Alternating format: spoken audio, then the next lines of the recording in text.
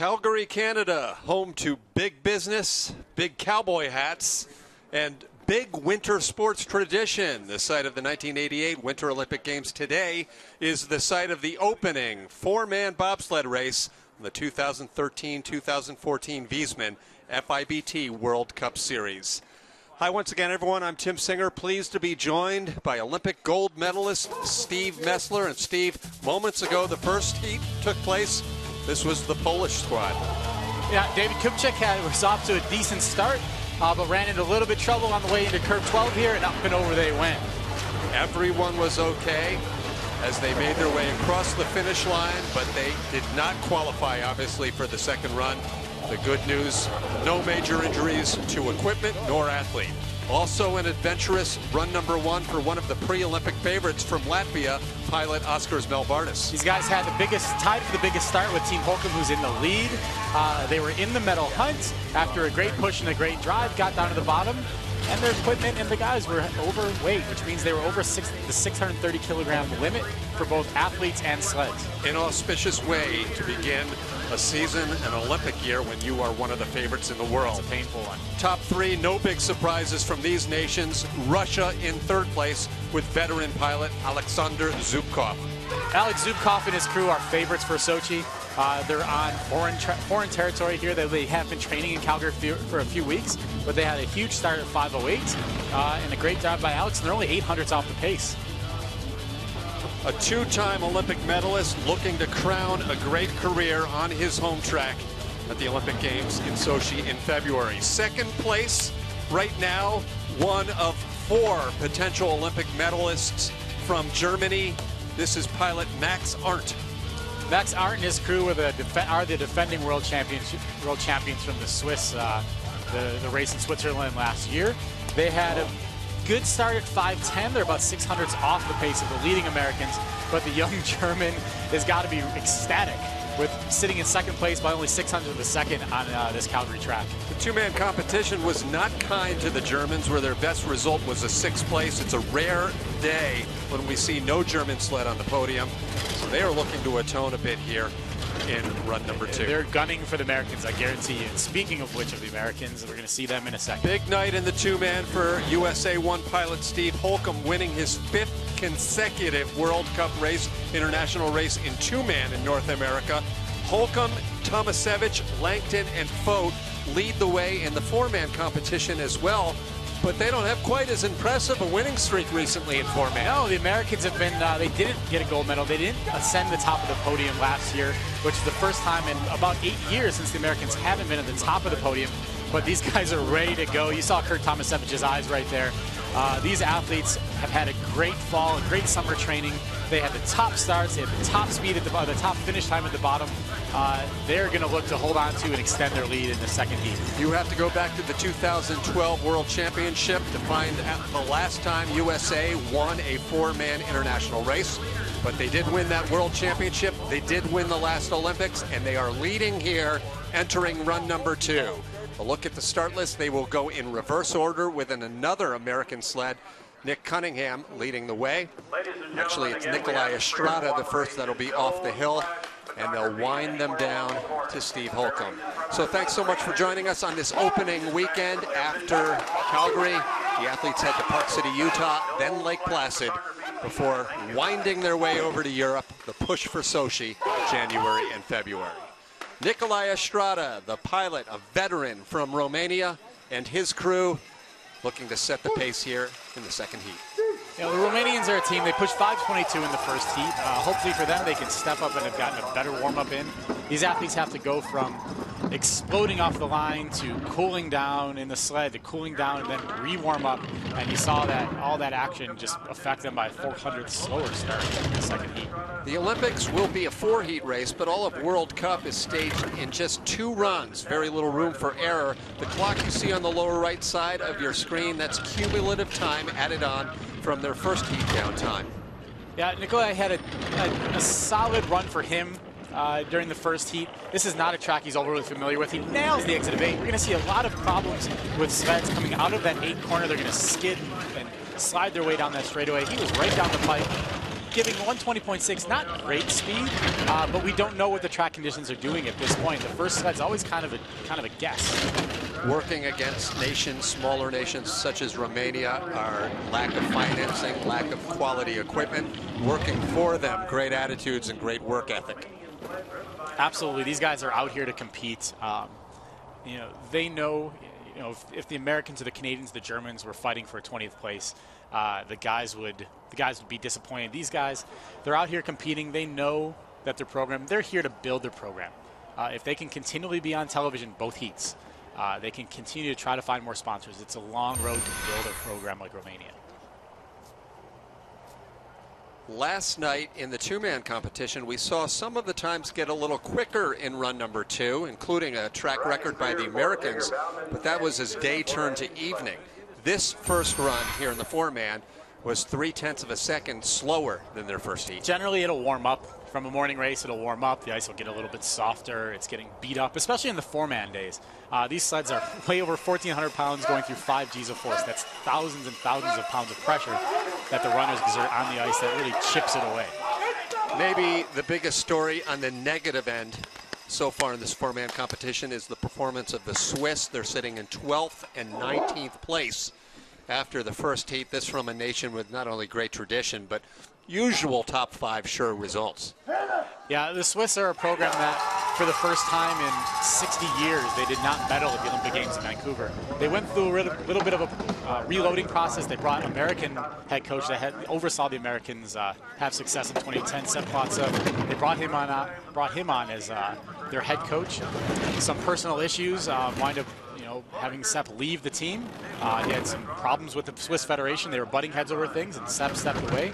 And since then, all of a sudden, the program slid back in. There was a huge oversight, I think, of the Swiss Federation of letting somebody like Sepp go. The program started seeing progress. Now they're back into 12th and 19th place to start off the Olympic year. Big lead for Baumann over the Romanian that just went down. Well, as long as the tradition has been for success for Swiss, there's been a tradition of infighting amongst that federation. Absolutely. Case in point, Martin Ahmed. Absolutely, with power and whoa, we've got a trouble at the bottom. Up and over. We're going to go back. This is something that happens. Corner 12 is our problem corner. Let's see if these athletes are safe. They all look to still be in the sled, which is generally the safest place for them to be. But you just see them. They're just getting beat up by the ice, hitting their helmets right now with their shoulders. This happened at roughly the same spot as the Polish team had a problem in run number 1. Let's first things first, before we analyze this, let's make sure everyone's up and moving. We can see movement among everyone, it looks like. Gregor's face does not look very happy. Gregor Baumann, the driver right there, he looks like he's hurting a bit. Crashing in a bobsled is one of the scariest things that you can possibly experience. You're going over 80 miles an hour, and all of a sudden, next thing you know, you're on your head. And you've got 1,400 pounds of pressure on top of you. No one is immune to the potential of crash, but Gregor Baumann actually has been, it's almost become the habit, unfortunately. 2 years ago, he had 2 or 3 crashes on the World Cup, one in Whistler, one in Park City, Utah. Last year, he spent most of the season retraining, so to speak, on the Europa Cup circuit. And here he is, first race back on the World Cup. And we see him. Here come the problems start right here. He comes into 11. He has a similar problem where he's a little bit too early on, so he gets pushed late into 12. He gets up on the corner, but here he overreacts, drives the sled down. He's going to catch some pressure in the end here. See how the sled's still lifting up? And then this is what causes him into crash here. Boom, into 13. So what happens in bobsled? It's a compounding problem. He had a problem on the way out of 11, into 12, couldn't correct it, problem out of 12, and then he winds up going up and over into 13. So twice is what we talked about from the first heat, where you see sleds actually crash into the corner, which is oftentimes, in these kind of cases, it's a lot easier of a crash. Excitement in the early going here in Calgary. Make sure there's no debris on the cars before we resume racing. And all 4 are healthy, though. That's the good news. We don't know about healthy, but they seem unscathed. Much more to come from Calgary when we return.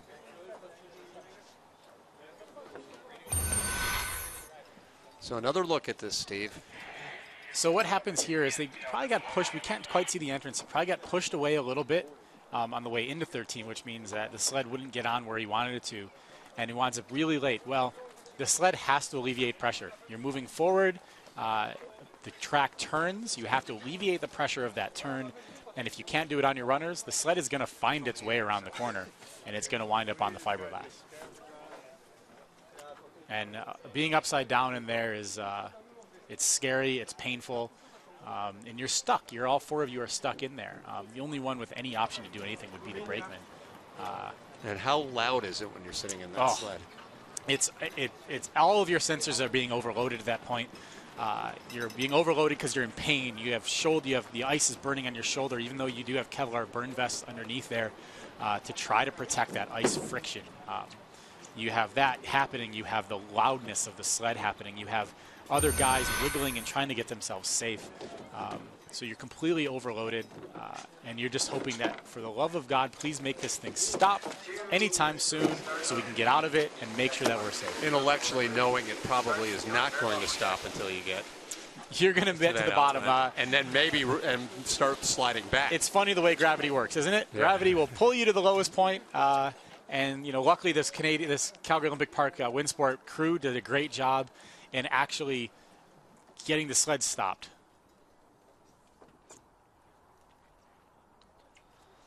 Back here at Canada Olympic Park in Calgary, already excitement for this crowd on hand in the early going of run number 2 of the World Cup 4-man bobsleigh competition, as Swiss pilot Gregor Baumann and crew crashed in the lower part of this track. Everyone's okay. A little bit of a track hold ensued, as is always the case when there is a crash. They reset the ice surface. They make sure everyone's okay. And we get set in a moment for our next competitor. And Steve Messler joins us once again. Steve, it's also a little unnerving for the sled that has to go next. You've got to wait. You are ready to go. You are certain when you're going to start. So we're looking at the first heat results here. We've got Steve Holcomb with a sizable lead of 600ths on this short Calgary Olympic track, or this easier Calgary Olympic track, I should say. But look at the difference between 4th place and 9th place. We've got 1,400 separating. A lot of shifting can happen here. The good news for the Canadians, all 3 of their pilots, Lyndon Rush, Justin Cripps, and Chris Spring, in the top 10. And some of the big names, surprisingly, such as Beat Hefty, for one, out of the top 10. A little bit disappointing by him. Corey Butner is not going to be happy. He had a slip on the way into the sled. Those guys should be able to move up a few spots. They had a great push. His crew gave him a great start. But here what's happening now is we're just waiting for the track crew to make sure the track is safe. A sled went over. You've got 1,400 pounds of pressure actually carving the track up as it goes down. These guys have got to scrape it, make sure there's not enough ruts that are going to cause another crash. Next up, as action resumes from the Czech Republic, pilot Jan Vierba, along with his crew of Dominik Dvorak, Dominik Sushi, and Mikkel Vacek, 18th place after run 1. On deck, Great Britain. Yeah, the Brits had a great first round push, but the Czechs fighting to stay. Czechs' goal right now is to get in the top 15. They're going to try to move up 2 spots to get in the top 15 and be able to head to Park City with some confidence. 4 big athletes sprinting on the ice, 50 to 60 meters, loading in as cleanly as they can. They had a problem the first heat, they had a problem the second heat, and I can see it. It's the 3 guy who's just firing in at will. He's not going in with any cat-like movements, as our producer John Morgan is famous for saying. He's not doing that in a soft way. And it caused problems the first heat, it caused problems the second heat. The Swiss team that just crashed did get a winner, or a time, as they crossed the finish line with all 4 still in the sled. So they are the time which the Czechs are trying to better right now. They're going to score some points at the very least. And you see him falling behind 19 and 25, but what's going to happen is down at the bottom. He should move into the lead. You're going to see him hopefully picking up some time. I don't want to jinx anyone, but often when we see a tricky spot on the track develop, that starts to develop for everyone else. How about that? The Swiss have the lead still, and a little astonished Czech Republic squad cannot even better the team that just crashed before them. When you crash so low on the track, you're going to be moving so fast. The sled's not necessarily going to be slowed down as much. If you crashed 1 corner earlier, it would have definitely kill the speed. So Gregor and the boys are going to be content with moving up, holding at least one more If spot. it's possible to walk away from the track somewhat pleased despite crashing, it might be the case. So with the here we Swiss. go. We see that 3 guy kind of sleds. He's sending his feet in first as opposed to his upper body moving in, which is going to be dangerous from a lot of different angles. But what he's doing is shooting his feet in, unconcerned with everybody else around him, which is going to cause spiking issues, are going to cause some blood to be drawn and slow start times. The lone British entrant into this 4-man competition is piloted by John Jackson, 36 years old, from Durham. His crew of Stu Benson, Bruce Tasker, and Craig Pickering. Despite an awful ruptured Achilles tendon just 3 months ago, Jackson and crew put down a rather decent start time in the first heat of 5:08. The problem with that is they know the driver is injured. Jacko was coming back from an injury. So what they did was they ran too far, which may have caused a good start time, but it also caused big problems on their load, which just killed their velocity at the top of the track. And this Calgary track is so fat from curve 1 to 4. They have a good velocity, and these guys can't get in the sled quickly. 5:10, nearly identical. 7 top 10 performances last season in 9 races for Jackson, and moved to a 5th place overall World Cup Yeah, standing. and he's banging around up top. That came from those guys, again, ran too far. And just once you start getting offline at the top, it's really hard to get back until the exit curve 4 here. John doesn't have much experience on this track. He's going to be a little bit all over the shop, we would say. Coming out of curve 8 here, there he is, skidding and sliding, killing his speed on the way into Kreisel. They still hold a 0.03 of a second advantage, but the Swiss could pick off another. In fact, it's looking as that turns from green to red as if it's going to happen. He's actually going to have a hard time catching the Swiss who came through the finish line on their heads. John Jackson, Great Britain #1 around the finish curve, and they are taking over the lead by 0.06 of a second on that portion of the track where the Swiss had trouble. Hey, Steve, I'm looking at the bio sheets of these British athletes. Bruce Tasker, the #3 guy, lists as his leisure interests cooking and eating. And my question for you as our analyst is, can you do one without the other? Well, you can purchase. You can purchase, right. That's meat. true. But someone had to cook. I almost feel like that's cheating. I feel like these are all very large human beings. I think cooking and eating would be at the top of the list of almost every single bobsledder on the hill. True. Oh, there you see him. Yeah. That, out of curve 8 is where we're going to see all of our problems today. Majority of our problems today as the Swiss crashed a little bit lower down the track. And he's going to be late on that left wall. You want to try to be as far right on our camera angle as possible there, heading into that Kreisel turn, so the driver has to do less work in there and cut less ice. Great Britain moves into the leader box and in 15th place, 16th rather, after one run. The first of 3 Russian sleds, the young pilot Nikita Zakharov. Yeah. He's a young pilot, but the veteran brakeman on the circuit, perhaps, back there with big Alexei Voyevoda. Alexei Voyevoda has got a couple Olympic medals to his name, including a bronze medal from 2010 Vancouver Olympics with Alex Zubkov in 2-man bobsled. They had a push bar that got left out for the top half of the track last time. I would guarantee you're going to watch Alexei watch these things come in. There he is. He kept his head up to make sure that they both clicked in. That's the brakeman's job. 5:12 start, 200s off of the pace at the top from the British team that just went down. The same push as they had in the first heat, so they're going to be content with that. And here's where the sled really starts to get going. At the curve 4, the sled just explodes forward, and it really starts to pick up its speed as you come through curve 6 and into the really tight Omega 7 corner here, where you're going to feel over 5 Gs of pressure. Clean exit, a little bit of a skid down the straightaway there. That's not too bad. It's better than we've seen a lot of other sleds today. 75.6 miles an hour and a 1/4 of a second advantage at this point. Yeah, the young Russian's going to pull away at this point from Jacko, who did not have a great bottom of the track for the Brits. 0.3 of a second lead for the young Russian. Fastest run of the heat. That's Pierre Lueders right there clapping his hand. The coach that our Canadian viewers know all too well as, I would say without argument, the greatest pilot in Canada history. Absolutely. 2 Olympic medals, a silver from 2006. More World Cup wins than anyone ever. More World Cup wins than any other pilot, and a gold medal from the 1998 Olympics. He's a legend around here in Calgary, Alberta. Now coaching the Russians, and they have 3 sleds here in the second run of the opening World Cup The stakes race. are high being a Russian coach right now. Into curve 8, this is where we're going to see a lot of our trouble. You know, this is a corner that people can crash on, but what we've been seeing this weekend is just right there, the back of the sled kind of just hits the end of the wipe and skids just a little bit, causing him to go slightly sideways, which is not the fast line down that straightaway. You don't need to be well-versed in the sport of bobsled to know who the powerful nations are. This was the first of 3 Russian sleds. Next, we have the first of 3 German sleds, and still ahead, 3 American sleds and 3 Canadian sleds. Those are your current powers, and this is quite an exciting young driver for Germany. Francesco Friedrich, still just 23 years old, but already the owner of 2 World Championship medals in 2-man competition. And he's got big veteran Alex Mann behind him there. 2010 Vancouver Olympian push athlete. And a nice clean load by the Germans. They're down early. They should have a really good start velocity, or 60.4, which is really solid for that start time. Start time was 5:12, the second best so far, but as a point of comparison, the Americans put down a 5:04. And we can't overstate on a track like Calgary how important the start is and how that will magnify on the way It's down. such a flat start, where that start that you have, in essence, generally the common rule of thumb in bobsled is for every 100th of a second at the top, it's 300ths worth at the bottom.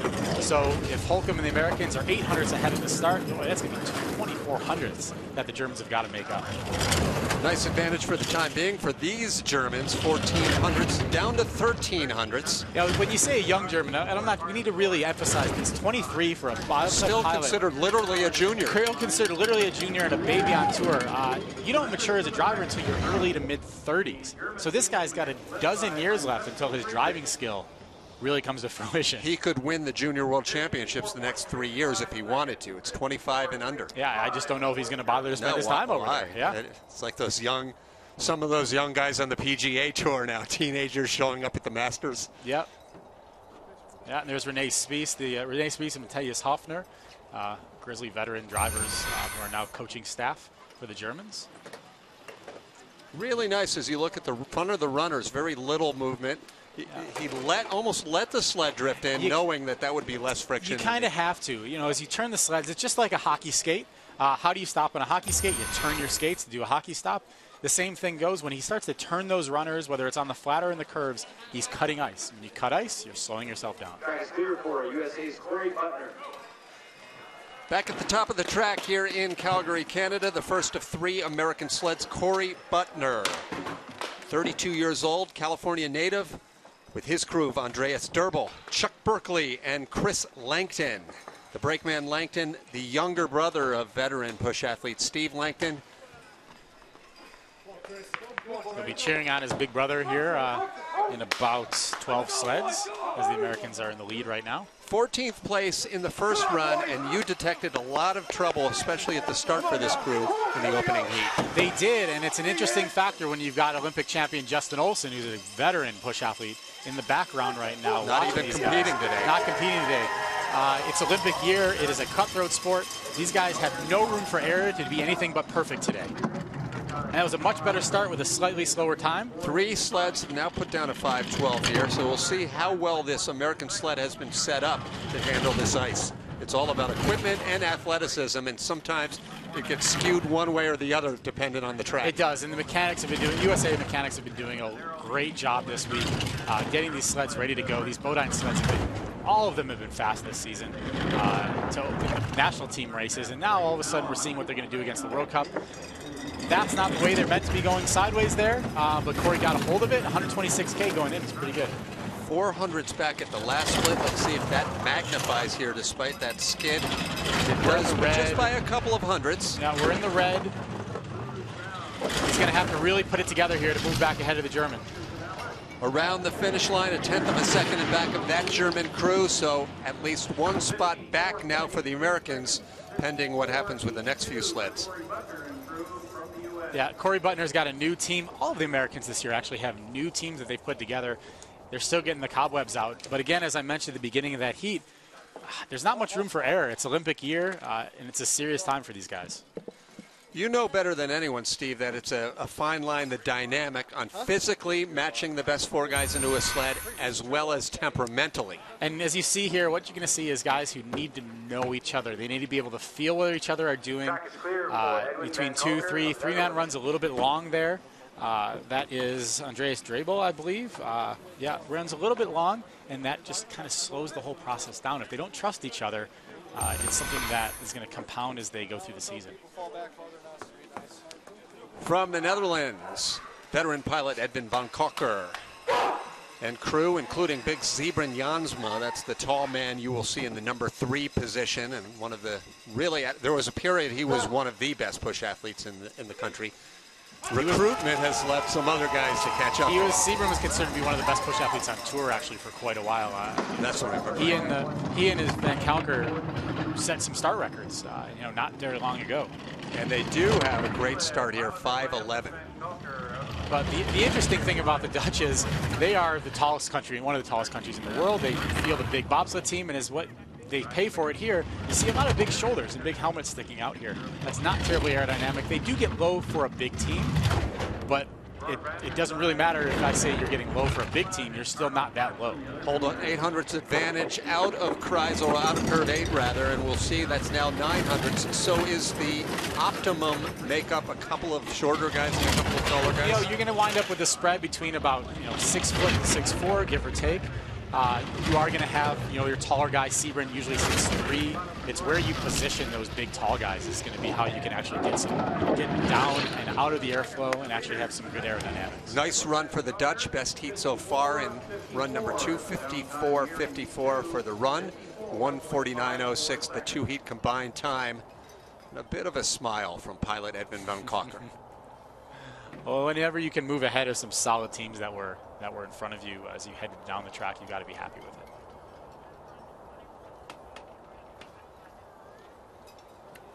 And as well for these guys, they get a couple days off now as they travel down to Park City too. So that's always going to bring a smile to your face. Coming out of curve 8 here, where we're going to see our trouble. The pressure lasts a little long, and he just stays along that left wall, which is about the last place you want to be on your way into Kreisel. See the sled have to take that really sharp. You see the heads of the athletes get shoved to the side. That's him having to turn the sled sharply, which is cutting ice, which is slowing them down.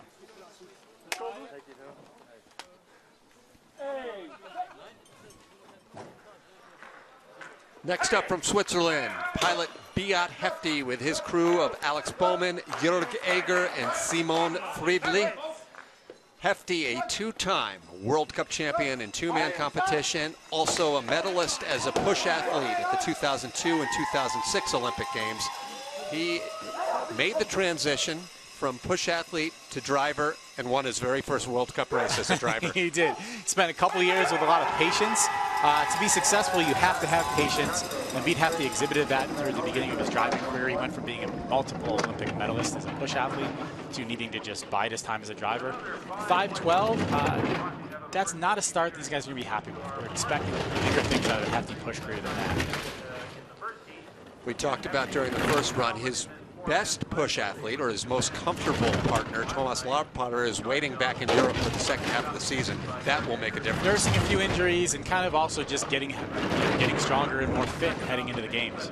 Ooh, really big spin or snap of that sled entering the curve 8. Yeah, but he got a hold of it on the way out, and he had a great line into Kreisel.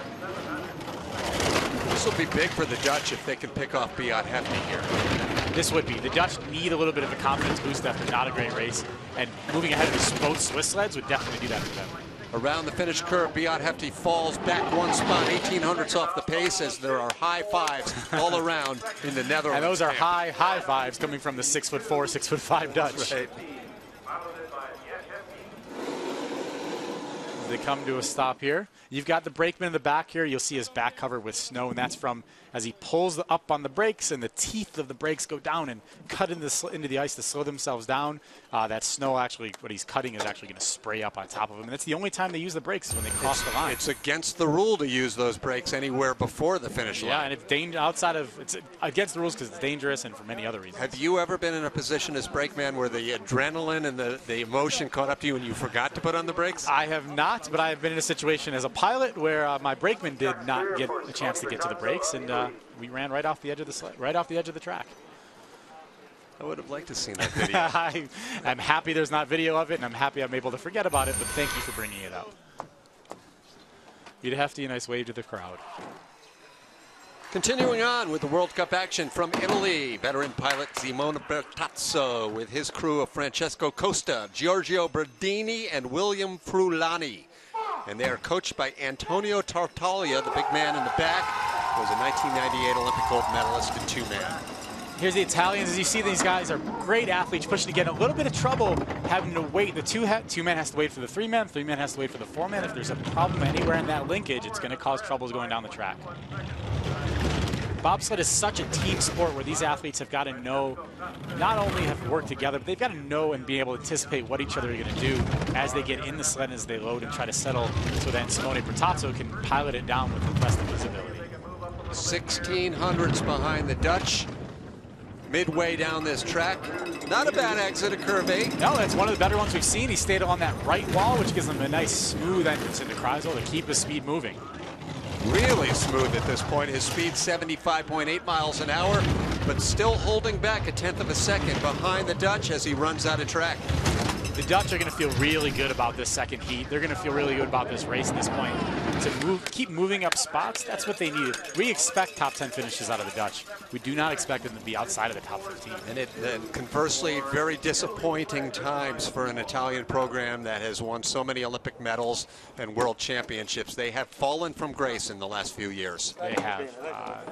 From Eugene Monti to Gunther Huber to all of a sudden Simone just hasn't quite been able to do it. Great line. That's what we want. See how the sled is on the left of our screen there, on the right heading into Kreisel. Such a smooth and easy transition. There's barely any driving that needs to be done there. The Dutch lead the way here in Calgary. We're midway through run number 2, still ahead the top 10 from run number 1, including 3 sleds from Canada and 2 from the United States. Stick around.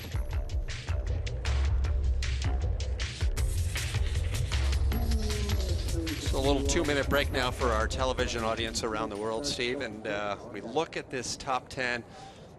It's a 3-man race right now, I think, amongst the Americans, Germans, and Russians, based on the split, 600s back and 800s back. Do you see Floor Shoots or Rush making a move? You know, Rush, if I saw anybody be able to make a move, it's Rush. He is not going to be happy with his first run. Could do it. He could on his home track here. But that tenth of a second difference between he and third place is a lot wider in Calgary on a fairly nice day than it is, say, in Altenburg on a snowy or windy day. It is. You know, I mean, Calgary's a track that the top 5 to 10 drivers are going to drive the track fairly similarly.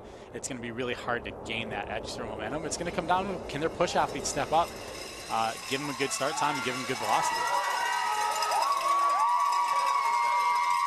A little later on today, for our live coverage, we have women's bobsled. That is going to be a lot of fun, too. Same nations, different drivers. Germany, Canada, United States. There's no question those 3 countries will dominate World Cup again, but there are still a lot of questions within that overall picture. There is, and the Russian ladies are a sleeping giant this year. They've had some good America's Cup results. They kind of came out of nowhere.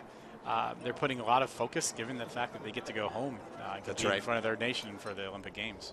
But what will be interesting to see, does Sandra have 1 year left in her career? Is Alana Myers ready to be the one they're gunning for? Will Kaylee keep the same dominance I was able to going? spend some time with both Sandra Kyrgios and Alana Myers on separate occasions this week, and they both feel good. They're both happy with where their push athletes are. They're both happy with their equipment. And like you said, Kaylee Humphries can jump in there. That being said, there's another 2 Germans who are going to be an issue.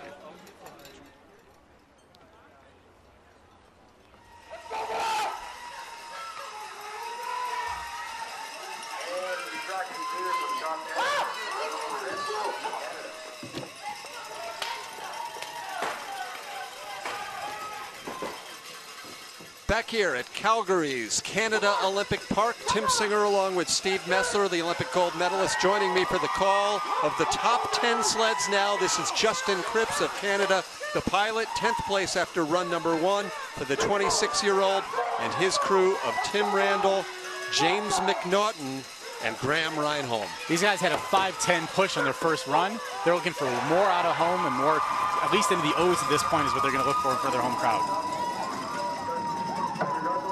Clean load and a quick one at 5:11. 5:11, that speed that we're going to see at the bottom left here is so important. 61.4 is a solid speed that we've seen so far today. That's what's going to accelerate them and give them the momentum they need heading into curve 4, which is where we're going. Since the top of the track is so flat, that's all you have is that velocity. The Dutch team, piloted by Edmund van Kalker, have the lead down at the bottom. They've already passed 2 sleds, moved up a couple of spots. And this is tight so far in the middle going. Yeah, coming out of curve 8, this is his home track. That's not the exit that he would have hoped for. That's a big speed killer as they head into the Kreisel turn, which is also, the turn itself is losing you speed. You see they go from 126 to 121. And they go from 700s to 600s. They may be able to hang on as the track is nearing the end here. But it will be close. tight. Yeah, the Dutch put it at a great bottom of the track. 0.04 of a second. Canada moves out in front. It was a nice little short run for the Dutch, but Coach Tom Delhunty and crew know they have at least 1 sled in the top 10 for Canada, and very likely it will be 3. That's right. Justin Cripps, top 10 at home, Olympic year. You saw him raise his hands up. The grizzly young Canadian, if we get a shot of his helmet, he's got quite the beard that he's been growing this fall. Well, and Chris Spring as well. Yeah. Yeah, it's one of the fashion trends on the Bobsleigh World Cup right now is the big beards. Really smooth. It's tough to dissect any mistake here. That's, you know, a nice early entrance into 14, which different curves, you need different entrance points. At the bottom of this track in Calgary, a nice smooth early entrance is going to mean you don't have to redirect the nose of the sled very much. You don't have to cut much ice, so you're able to let the sled just accelerate away. I mean, let's remember, we're going downhill, so all you can do is slow the sled down by turning it. This is the second of 3 Russian sleds in today's field. Alexander Kazyanov is the pilot. The Sochi Olympics are now just about 2 months away. The 4-man will be the final event late February, but these Russians have had countless more trips down that track than anyone. They're in a battle amongst each other to earn those coveted spots. There is no more of a home field advantage than the sport of bobsled or luge or skeleton, where you get literally hundreds of more opportunities to go down the track. And this young Russian is also having a great day. 5:12 in the top 10 right now, first World Cup of the season, Olympic year. 5:11, so an improvement by 100th, which means the guys were hungry, ready to go. There are no less than 7 sleds within 0.02 of a second of one another at the start so far among the first 12 here. But you see, they're over a kilometer an hour slower at the start velocity than the Canadians that were in front of them. That 1/10 of a second was something that they already had a little bit of time in the bag. Once again, there are 3 components at work here in the sport of bobsled: the athletic start, the equipment setup, and the driving ability. So far, we have seen up until that point pretty good driving. And that was just a little bit of a wiggle. He was able to stay on the right side. He's having a great run considering he's only been to this track 2 times. Alexander Kazyanov, Russia number 2. A few taps there, a little excitement. That's where we saw the crash in the first heat, where you bump in and you get pushed late. Nonetheless, the speed is good at 80 miles an hour, and they hang on by the slightest of margins, 1/100th of a second over the Canadians. Over the burly Canadians as they sit there. 1/100th of a second. Cripps and his crew have got to be happy with that. Top 10 right off the bat. And the Russians are going to be another one of those teams that are going to see a couple sleds in the top 10 today. It should not have been that close, Steve. It was down at the bottom where they made it interesting. He did. He ran into the same problem where we saw the crash in the first heat. Bumped into 12 early, got pushed really late, and the pressure has to be relieved from the sled. Here we go. We're going to see him come out of 11. A little bit too much of an angle, and see that right side of the sled bump, and that is a scary thing as a pilot. It's a good cat skills is what we call that at that point. You can throw him up and he's going to land on all 4s. As a push athlete, you don't necessarily see what might be happening, but you can feel if the sled's in danger. Especially, these young Russians, maybe they don't know this track as well. Philip Elbegrov, who's in the back of that sled, certainly knows this track well enough to know when trouble's coming.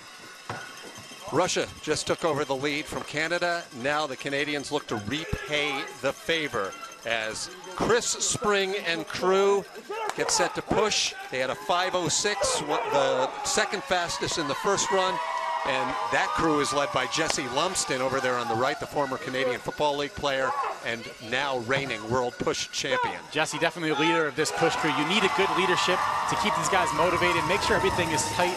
We're going to see a good good loading team here. See Jesse look over his right shoulder, watch the guy come in. A 5:03, best of the day. 61.8. 61.8 is a huge number for this track. That could possibly get them close to the medal hunt. Joining Spring and Lumsden on the sled are Cody Sorensen and Ben Coakwell. They're going to be pumped up, but also, you know who's pumped up is every single sled that's after them that just watched them do that. And every crowd member lining this track waving the Canadian flag. Now, Spring had a 10th on the Russian going into this heat, so we're going to expect to see him at least open up over a 0.2 of a second lead. Over a 1/4 of a second now. Having a great drive at home here, perfect out of Kreisel. This is a breakout season for Chris Spring, who 2 years ago had a devastating crash in Altenburg, picked himself up, got back on the bike, if you will, and look at this, off to a great start for this 2013-14 Olympic season. That is a huge time for the Canadians. That is going to give them a great shot to look the medals right in the face at this point. Because they're only 0.2 of a second from the lead, which means they're only 0.12 of a second out of the medal hunt. Right. Great load. Watch these guys come in. Watch Jesse look down below his right shoulder. As soon as he sees the feet of the three-man come in, that allows him just to settle in nice and smooth and know everything's going to be okay. Big head snapping there, but a quick recovery down. You see him a little bit of trouble. Curve 12 is giving people problems today. There's a little bit of a hump on the way in, which a hump means a little bit of a section of ice that's causing the sled to get pushed away, causing problems of which we've seen a couple sleds already. Jesse Lumsden's father, Neil, is watching down at the finish today. Neil Lumsted about to be inducted into the CFL Hall of Fame. Now the second of 3 sleds from the United States. Pilot Nick Cunningham, along with Dallas Robinson, Johnny Quinn, and Abe Morlew.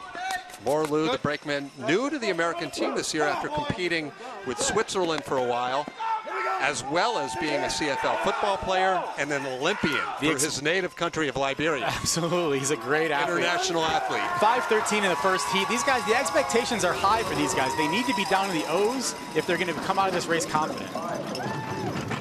5:10, it's an improvement. But maybe they ran a little bit too far because Nick Cunningham was all over the shop at the top of this track. It's a fine line. You want to sprint the best you can, load as cleanly as you can, but not go too far or the sled will be out of control. Terrible velocity from these guys, which tells me they got too excited. They ran too far because they knew they needed a start time to be safe, and disaster just struck. 0.3 back. That is not a deficiency you can come close to making up. Yeah, there's no way he's going to be able to bring all of this back, hopefully for his sake, and he's bleeding more time at this point. That started at the top, and it's really hard for a young pilot like Nick Cunningham, only in his 4th year driving, to be able to navigate the track on a home course against a Chris Spring like this. Cunningham figures to fall back 4 or 5 positions here unless he's perfect down at the bottom. He does fall back 5 spots into 6th place with only the 10th best run out of the 15 who have gone here in the first heat. Chris Spring medaled yesterday in 2-man. His push crew and his drive just put him in a position to he's on the outside looking in right now, but he's looking in. Now, on your way to Olympic gold at the Olympics in Whistler, you know as well as anyone, Steve, that on some tracks, the load is as, if not more important than the actual running and pushing. Absolutely. These guys go a little far, and there's the drive lines ending, which means that they still come through. They're a little bit squirrely. The sled's kind of moving back and forth, and they tapped out of curve 1. So what happens is the drive lines are where the sled stays as they're outside. And that's a look at Neil Lumsden, whom I mentioned a moment ago, Canadian father of Jesse Lumsden, and the great CFL football player who, incidentally, once scored 56 points in a college football game. I learned something new today. Here's the young Latvian team that turned a lot of heads in run number 1, piloted by Oskars Kibermanis. We expected to see a Latvian in the top 6. We did not expect to see this Latvian in the top 6. The other Latvian pilot, Oskars Melbardis, disqualified despite having tied for the best start and a downtime that would have put him in 3rd or 4th place. They were disqualified for being overweight. These Latvians had a huge start of 5:07 in the first heat. Let's see what they can do in the second heat. 5:06, an improvement, but it's this velocity in the bottom left corner here that we're going to see. 60.2. They're way behind what the Canadians were able to do. Which was 60.8? 61.8. There's the time bleeding right there. You cannot make up that velocity deficit, and it's going to be really hard for the young Latvian to make it up against Chris Spring, who had a beautiful run on his home track. Latvia with sensational history in the sport of bobsled. Late in the curve 8, which is cause problems there. Now that is the inexperience showing. They did not come out in run number 1. Absolutely, and the Canadians are going to grab another spot.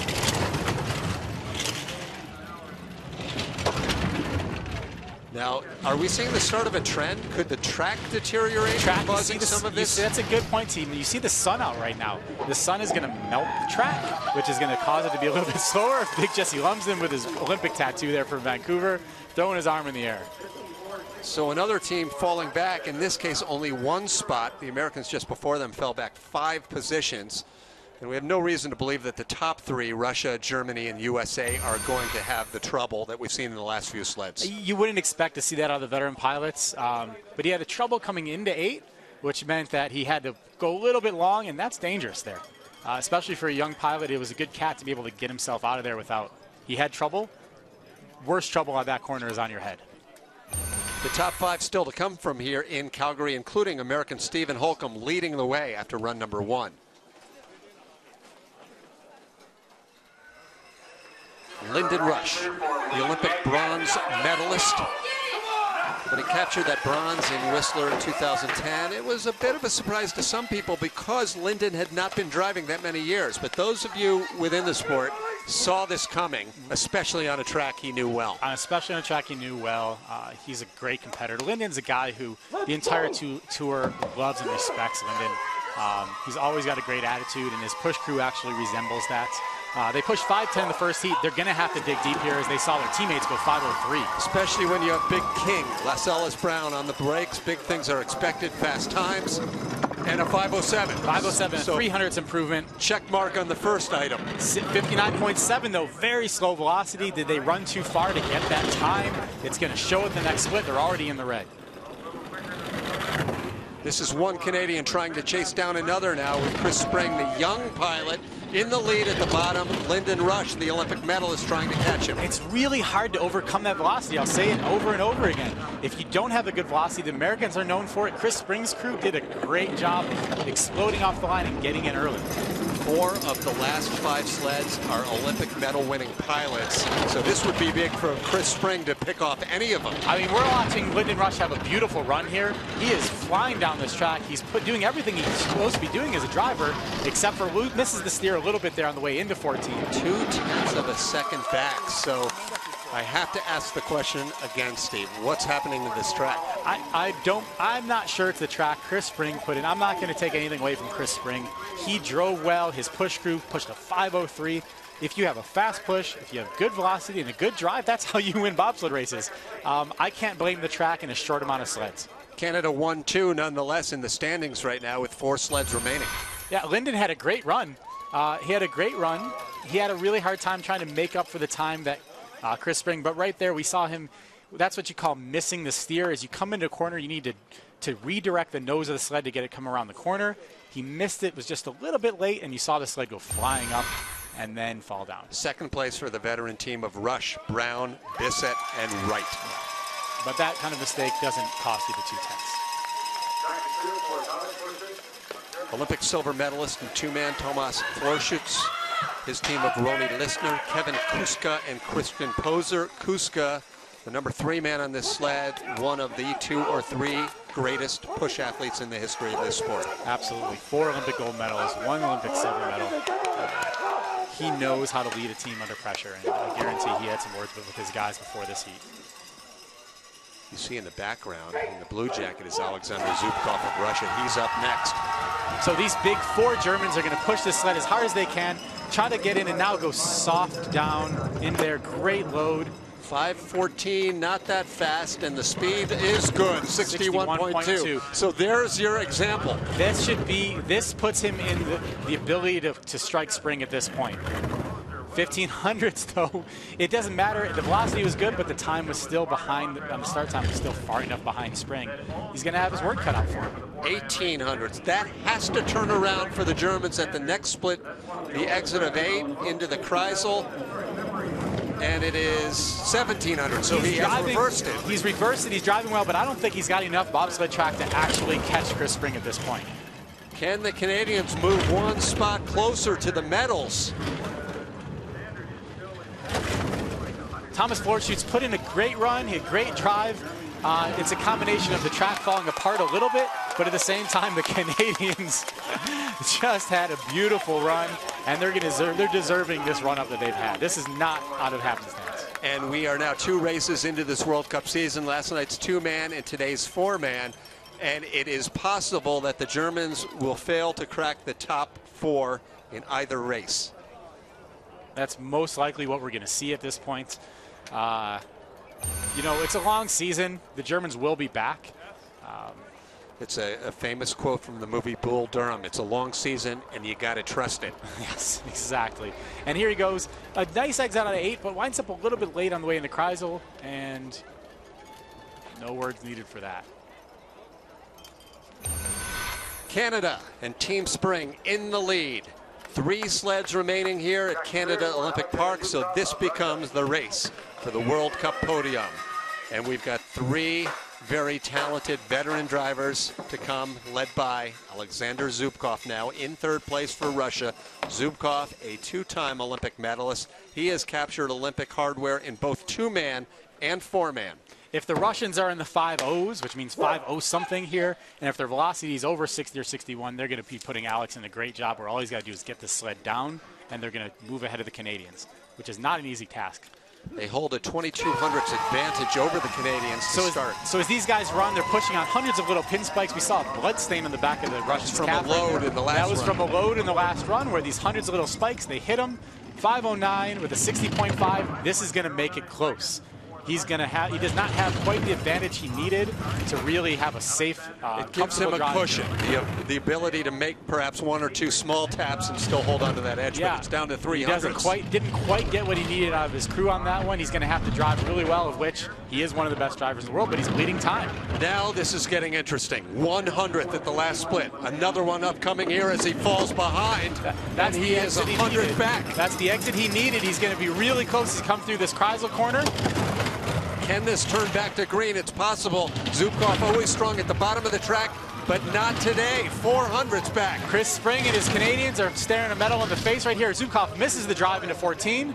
And he hangs on. I'd love to see this reaction, not just from the coach of looters, but from the Canadians, as they were that close to winning a World Cup medal. They still may, but they'll have to wait.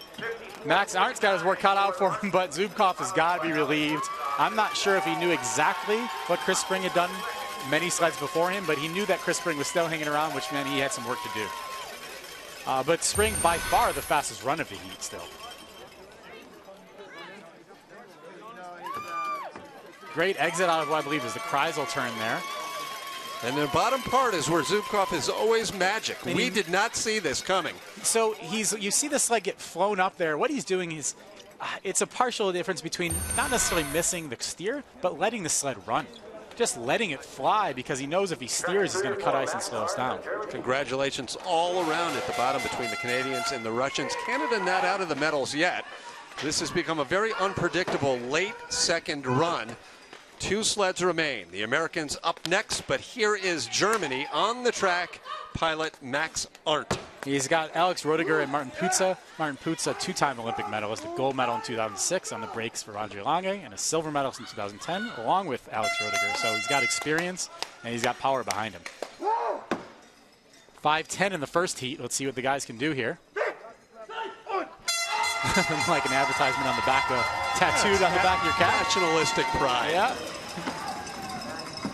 Great load by these guys. 5.11. A little off the pace, and again, the next stat will be very important. 61.8. Excellent speed. Big velocity coming out of here. They got in early. They sacrificed a couple hundredths of time to load early and have a good acceleration into curve 1. But they have fallen 200ths of a second in back of a Russian sled we know was flying at the bottom. They can't be any more than 200ths of a second back, or they're going to move into 3rd. In fact, the thing that separated these top 3 sleds in run 1 away from the rest of the field was the bottom of the track. They had great starts, but all of them were perfect at the bottom. Absolutely. Max Arndt having a good run here.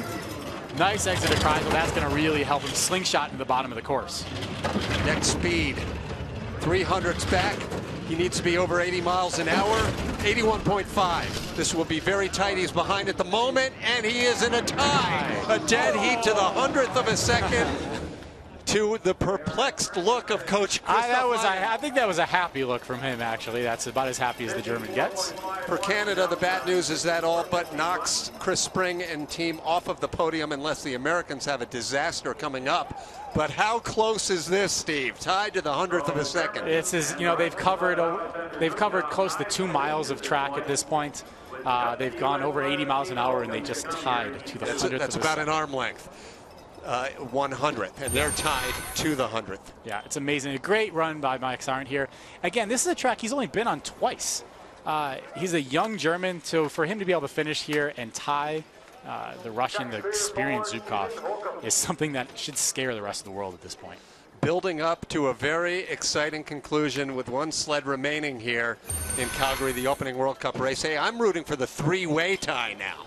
I may have a little bit more bias in me, but these are my former teammates. These are two of the guys on this sled, Stephen Holcomb, Kurt Tomasevich, who I've won my Olympic gold medal with.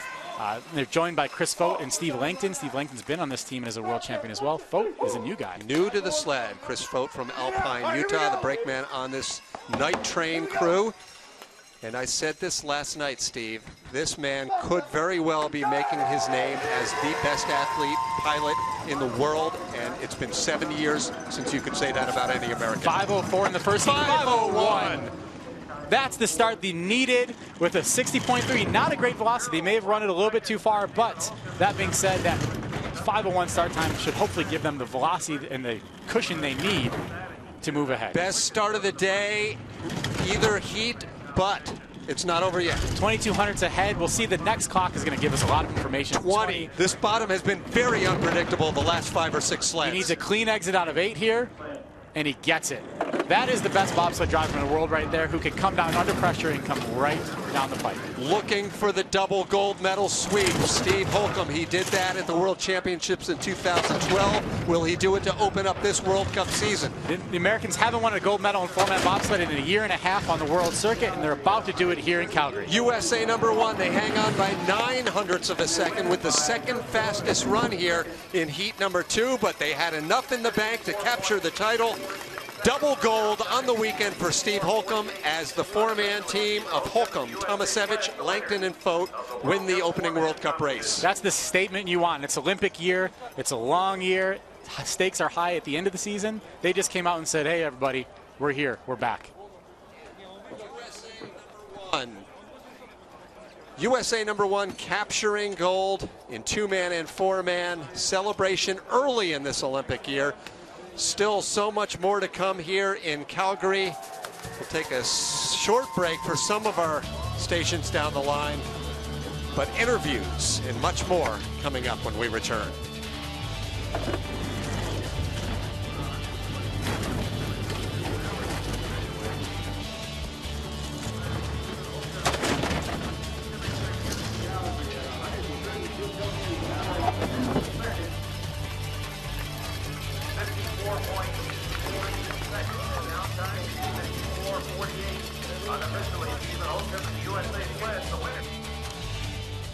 Well, Steve Messer, what an auspicious way for your fellow Americans to begin the season. These guys needed this kind of day. They had a rough year last year.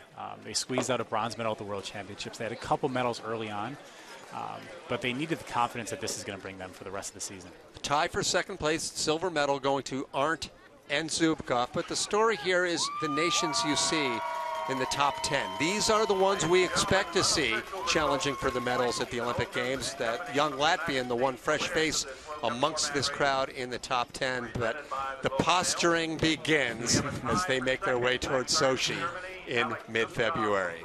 More to come in just a second. And the Canadian sled, driven by Chris Spring, moves from 8th to 4th in the second heat.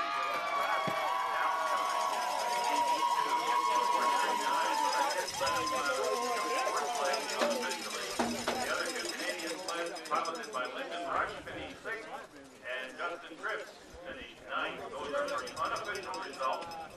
We'll confirm all that for you in a few minutes. So we have a little break for our live television audience. We'll stay with you for those joining us live around the world. Thanks so much for tuning in.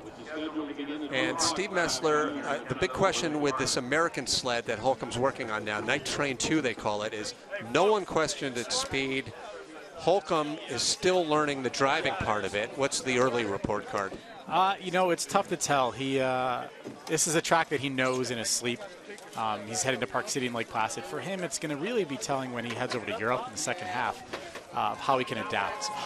You know, Holke's such a great driver, and he's got such a natural feel that on the tracks like Calgary and Park City and Lake Placid that he knows intimately, the steering and the feel isn't that big of a deal for him. But again, hopefully he can get those bugs out in the first half so he gets to Europe and then the steering's familiar because they know the sled is fast. And I was talking with Mike Kahn about this at the top. When you have 3 World Championship golds and an Olympic title, you have the luxury to be patient. You do. You do. You know, everything at this point for him, he knows mid-February of 2014 is all he and his crew care about. This is training for that.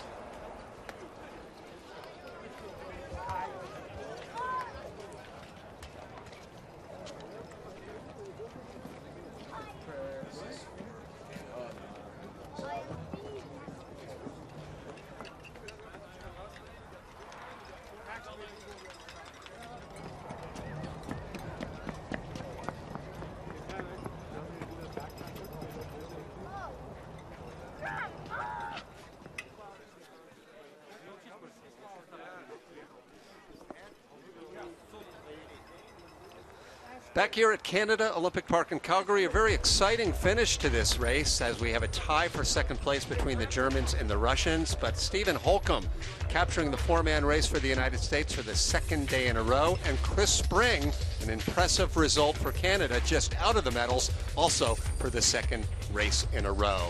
Look at the rest of the World Cup standings.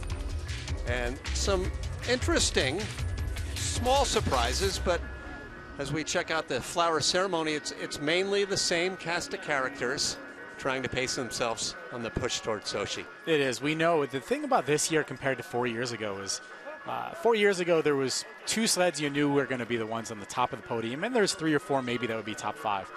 This year there's up to 9 or 10 sleds from various nations and various drivers who have a shot to be on the podium in Sochi, which is going to make an awesome season if you ask me.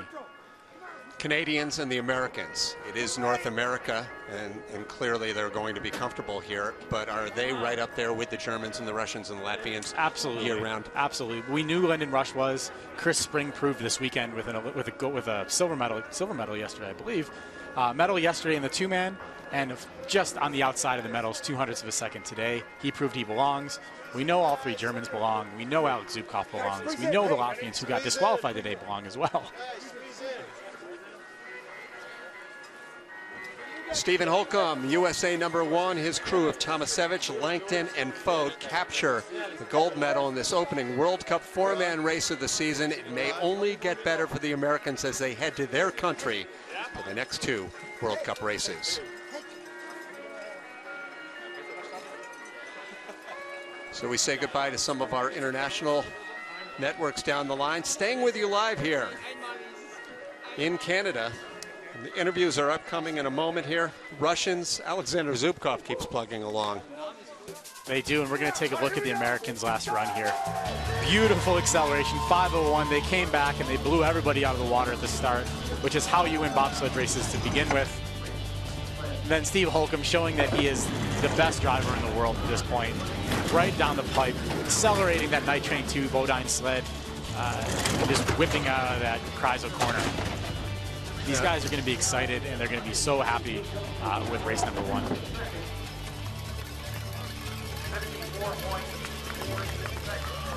United States capturing double gold in men's bobsled on this opening World Cup race. The top 3 are all standing by with John Morgan. Go ahead, John. So Alexander Zubkov, second place for Team Zubkov, okay? Второе место для команды Александра Зубкова. Это хорошо? Призовые места всегда хорошо. Первая разминка прошла удачно. Будем дальше работать. The second place is good for us. It's the winner's place, so it's we will work. Congratulations, good start. Now we go to Deutschland. Max, 2 good drives down the track? Der erste Tag war ein bisschen verkorkst von mir, Ausfahrt 8, aber der zweite war ganz gut. Gegen die Jungs natürlich zu fighten, macht immer wieder Spaß. Sehr enges Rennen und wir freuen uns auf jeden Fall aufs nächste Mal und sind erstmal glücklich über den zweiten Platz. They had fun riding down the track, but he had problems in the first run in Curve 8. But silver medal, it's okay, Germany. Okay, now quite a weekend for Team Holcomb. Night Train 2, first time out of the box. You didn't seem as smooth with the Night Train as you did last night with your BMW sled. You know, the two sleds are different and we're trying to adapt. And, you know, the weekend goes to our mechanics, Jim Gard, David Cripps, and Richard Lobenstein. Those guys have worked relentlessly to make sure that these sleds are ready to go. And we're still fine-tuning it. I think we're only going to get better, but it's been a great weekend. Today was a great race. These guys had two phenomenal starts. An 0-1 in the second heat. That's exactly what we needed to come out. And I think it's a great day. It's a great start to the season. Well, let me ask you, one of your riders here, you blew it out in the second run, Kurt. Did you guys say we need an extra start here in the second run? Absolutely. We didn't feel like we were at our potential the first heat, so we knew we had some in the bank, and we showed it. Well, congratulations. Great way to start. Night Train. Thank you. All right, thanks, John and Steve. That is the calm demeanor of a team whose biggest goals are a little further down the line this season. They know the two gentlemen in the front there, Stephen Holcomb and Kurt Tomasevich, are both three-time world champions and Olympic gold medals. They know what this season's about. It'll be a fun season. My thanks to Steve Messler. 3 Canadians in the top 10, but the victory once again goes to the United States and Team Holcomb. That'll wrap things up from Calgary for Steve Messler and all of us here at Canada Olympic Park. I'm Tim Singer. Thanks for joining us. Gold for the Americans.